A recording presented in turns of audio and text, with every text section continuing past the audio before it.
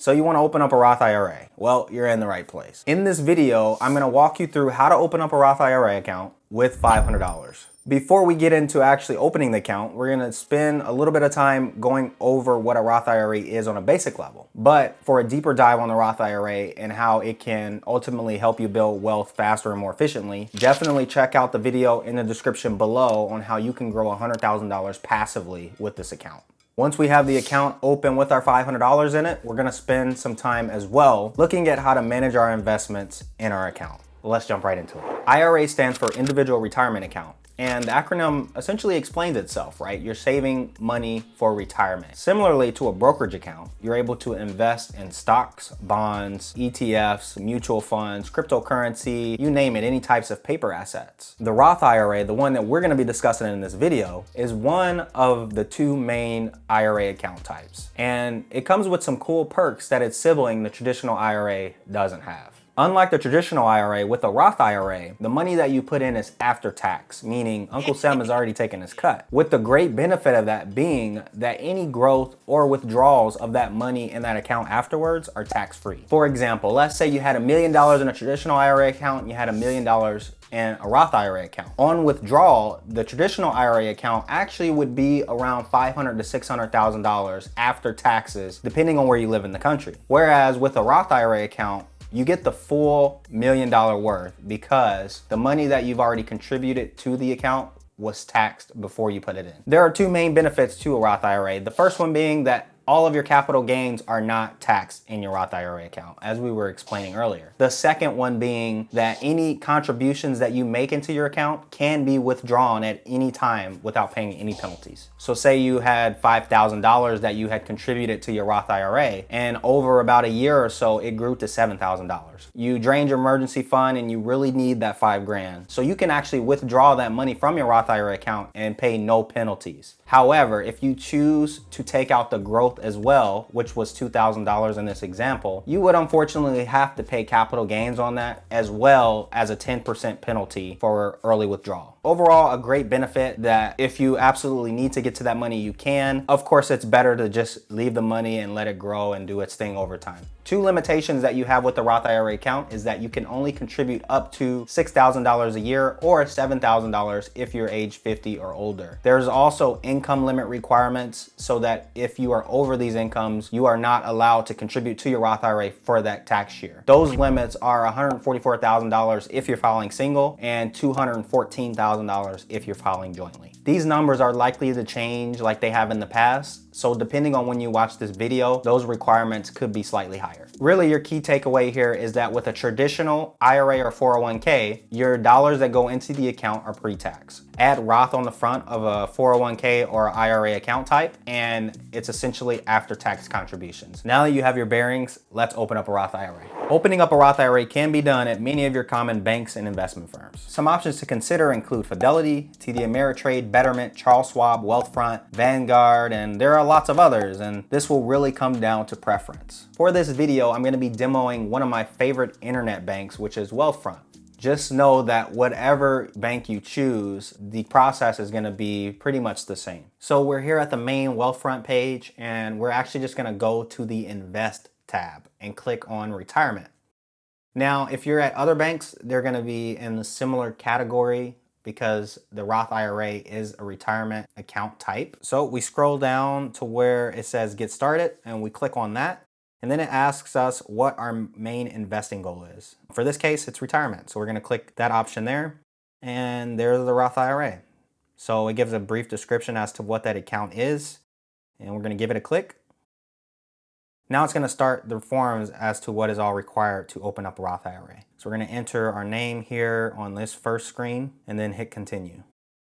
Now, once we get here, it's going to ask us for an email address and a password. This is to create our Wealthfront account. Just be sure to use a very strong password so that you don't have any issues with people trying to get in later on. But once you figure that out, you just hit continue again. This next screen is going to come up asking you to choose a portfolio to start with.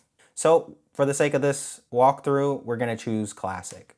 For the first $500 on account opening, Wealthfront is actually going to assess your risk tolerance and ensure that your IRA has the necessary balance between index funds and bonds, depending on what makes most sense for you.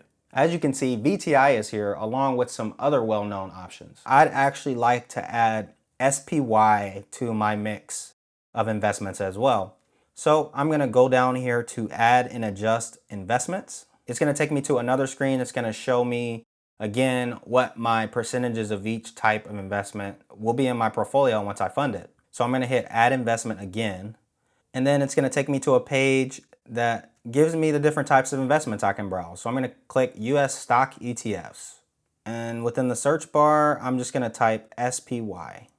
And now this takes me to a page that gives me a quick overview as to what it is. You can see that it contains the top 500 companies in the US. I'm gonna click add to portfolio.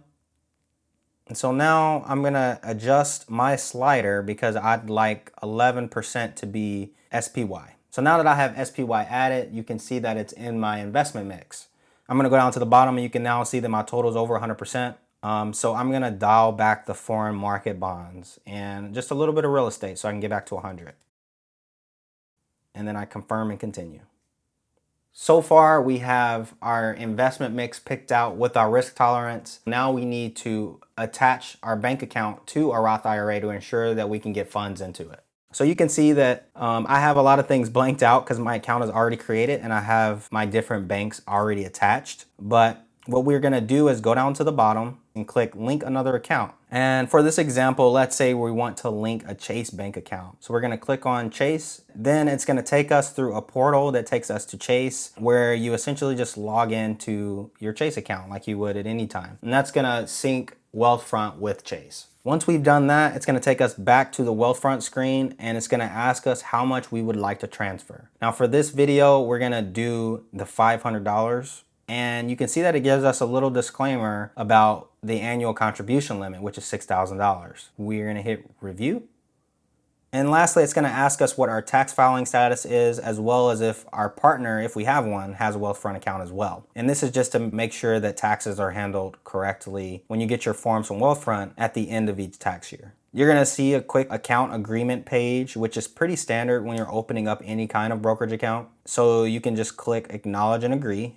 And now you're ready to open your account. Now that you got your account open, you're gonna wanna spend some time looking at some different investments to help you get your money to start working for you. I recommend just keeping it simple. You wanna stick to well-known and reputable index funds and mutual funds, and also hitting the like button and subscribing if you're finding a lot of value in this video so far.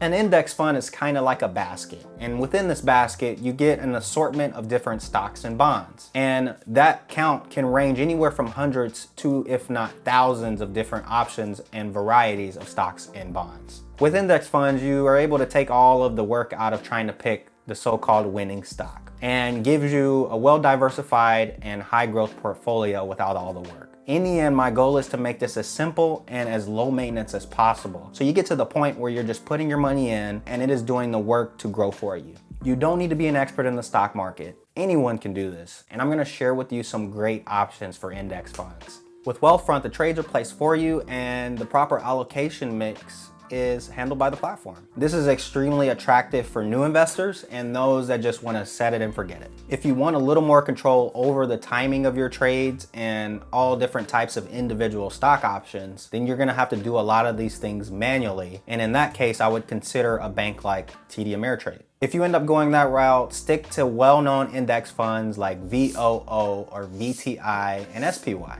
which if you choose any of those, you're going to be good to go.